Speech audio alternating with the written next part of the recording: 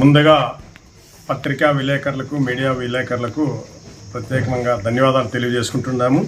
ఆంధ్రప్రదేశ్ నుంచి వెనకబడిన ప్రాంతం అభివృద్ధి కమిటీ తరఫున మిత్రులారా, రేపు చంద్రబాబు నాయుడు రాబోతున్నాడు.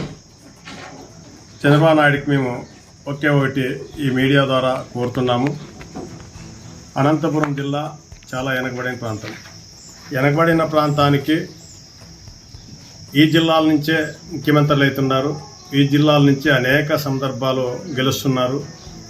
రాయలసీమ నుంచి 1985 నుంచి 2004 వరకు రాయలసీమ గడ్డ మీద తల్లికి మేలు చేసే బిడ్డ రాయలసీమ గడ్డలో పుట్టలేదని అనుమానాలు రైతులకు ఎంతోమందికి ఉండేది.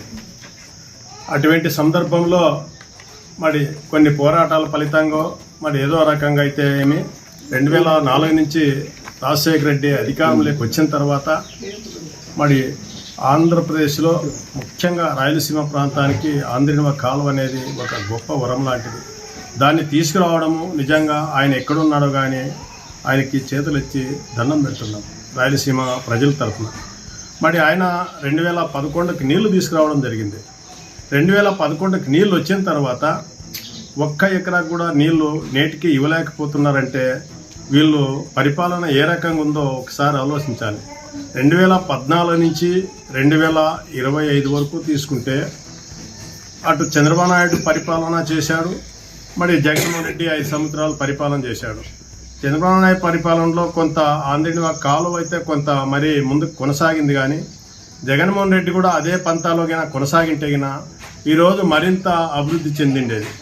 మరి కొన్ని కారణాల వల్ల ఆయన బడ్జెట్ సహకరించలేదనే ఉద్దేశంతో కొంత చేయలేకపోయినాడు అనేది ఆయన చెప్తున్నాడు. అది కాదు, ఇప్పటికైనా చంద్రబాబు నాయుడుకి మంచి అవకాశాలు ఉన్నాయి ఈ ఆంధ్రప్రదేశ్లో. ఎందుకంటే ఇటువంటి అవకాశము ఎప్పుడు కూడా ఎవరికి రాలేదు.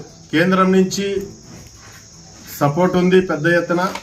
ఒకవేళ కేంద్రంలో సపోర్ట్ చేయకపోతే మాత్రము చంద్రబాబు నాయుడు విరమించుకుంటే కేంద్రం ప్రభుత్వమే పడిపోతుంది. అటువంటి సపోర్ట్ చంద్రబాబు నాయుడుకి దొరికింది. మరి ఇప్పుడు రాయలసీమ బిడ్డ ఆయన రాయలసీమ జిల్లాల నుంచే ముఖ్యమంత్రులు అవుతున్నాడు.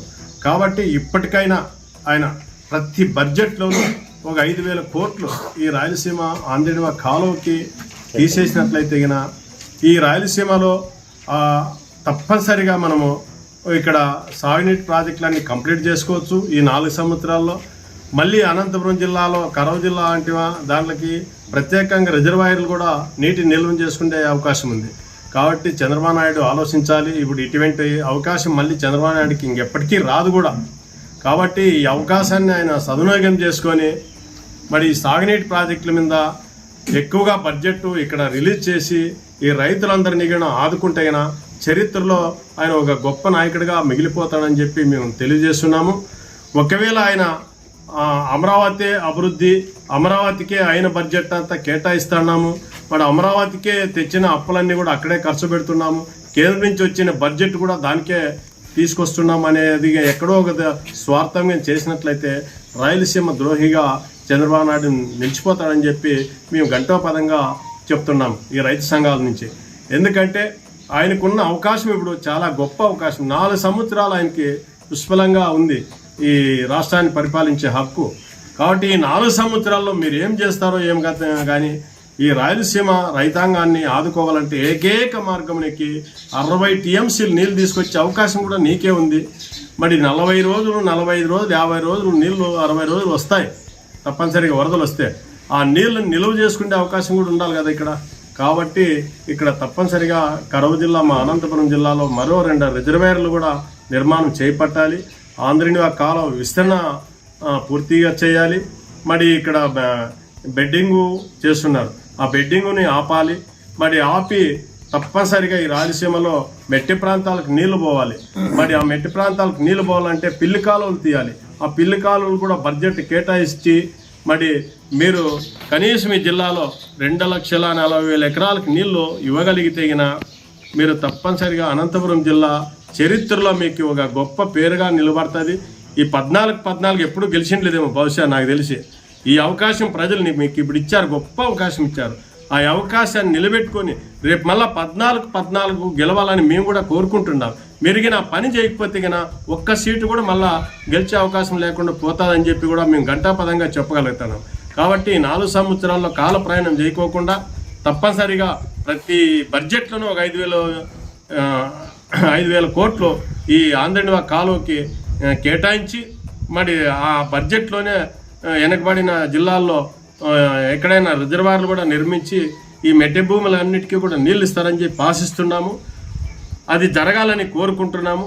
అది జరగకపోతే మాత్రము రేపు భవిష్యత్తులో మరొక్కసారి నువ్వు సీమ ద్రోహిగా నిలబడిపోతావు. లేదంటే నువ్వు సీమ జిల్లాల్లో ఒక బిడ్డగా నిలవాలంటే ఈ అవకాశం మీరు సద్వినియోగం చేసుకోవాలని చెప్పి మేము ప్రజారక్షణ సమితి తరఫున కోరుతూ మరి అదేవిధంగా వెనకబడిన అభివృద్ధి కమిటీ తరఫున ఘంటాపదంగా చెప్తున్నాము. మీరు చేయండి, మీరు స్వాగతిస్తాం. తప్పనిసరిగా మాకు రాజకీయాలు అవసరం లేదు, రాజకీయాలతో పని కూడా లేదు. ఈ జిల్లాలో ఉండే ఎమ్మెల్యేలు 14 మంది ఉన్నారు, 2 ఎంపీలు ఉన్నారు, మరి 3 మంత్రులు కూడా ఉన్నారు. మీరంతా పట్టబట్టి చంద్రబాబు నాయుడుతో కూర్చొని ప్రతి బడ్జెట్లోనూ ఎక్కువ బడ్జెట్ తీసుకురావాలని మేము కోరుతూ వారికి మరొకసారి ఈ అవకాశం. ప్రభుత్వంలో రాయలసీమ అభివృద్ధి చేశారేమన్నా? చేసింటే వాళ్ళు ఎందుకు ఓడిపోతారు? నీకు గత ప్రభుత్వము జగన్మోహన్ రెడ్డికి ఆ అవకాశాలు రాలేదు. ఎందుకు రాలేదంటే 2 సంవత్సరాలు కోవిడ్ వచ్చింది. కోవిడ్ వచ్చినప్పుడు కనీసం మనిషి అనేవాడు బయటికి రాకోకుండా ఆగిపోయినాడు. మరి అటువంటి సమయం 2 ఏళ్ళు వృధా అయిపోయింది. మళ్ళా 3 సంవత్సరాల్లో ఆయన ఈ అభివృద్ధి అనేది ఎక్కడే కానీ మొదలు పెట్టలేకపోయినాడు. అది ఆ శాపమే ఆయనకి మొన్న 2024లో భయంకరంగా చుట్టుకొని మరి 11 సీట్లకు వచ్చినాడంటే అది ఆయనే అర్థం చేసుకోవాలా. ఆయన కాబట్టి ఆ అవకాశం మళ్ళీ చంద్రబాబు నాయుడికి రాకూడదు. చంద్రబాబు నాయుడికి ఇప్పుడు మంచి అవకాశం వచ్చింది. ఈ అవకాశం వచ్చింది చేయమని మేము అడుగుతున్నాం.